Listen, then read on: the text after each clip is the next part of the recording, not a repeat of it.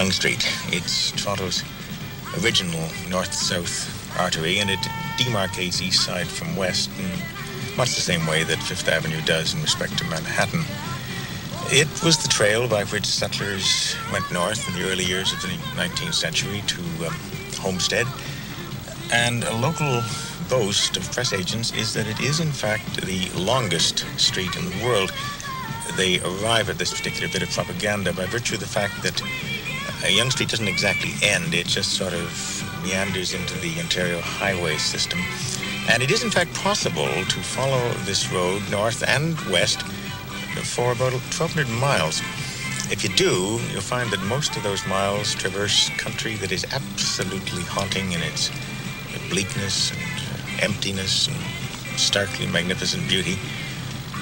But this, alas, is not one of those miles. It's a little bit of Yonge Street called the Strip. I'm not sure who gave it that name or whether he was aware of the double entente involved. Civil libertarians, of course, find the Strip an absolutely irresistible cause. Most of us are content to simply find it an embarrassment. But it is very visible evidence of the grotesque distortions for which the idea of the city, well, any city, is so often responsible.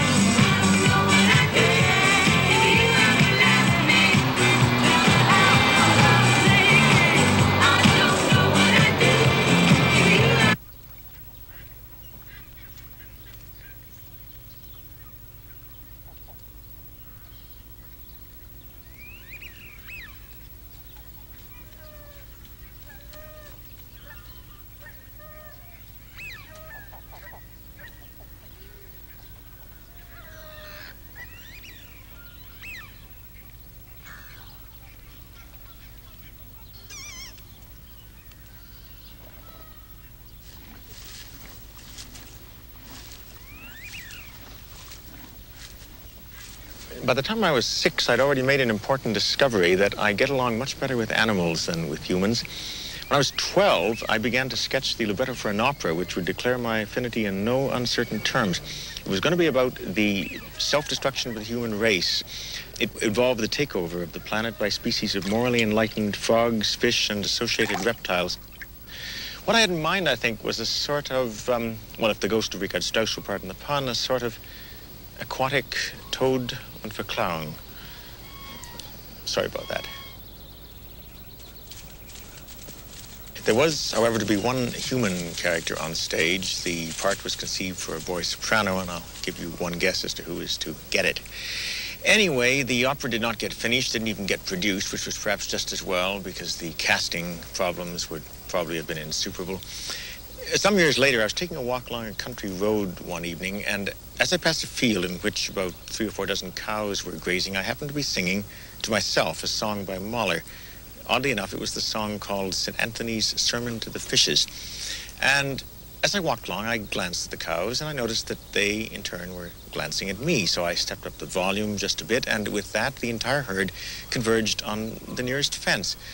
And it was an extraordinarily touching occasion. I really felt that a very special bond had been established.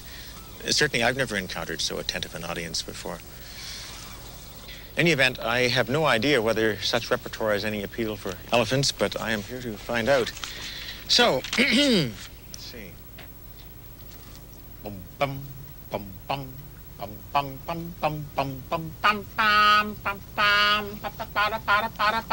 Antonius zur Predigt, die Kirche entledig, geht zu den Füßen und predigt den Frischen, sie schon mit den Schwänzen im Sonnenschein glänzen, im Sonnenschein, Sonnenschein glänzen, sie glänzen, sie glänzen. Glänzen.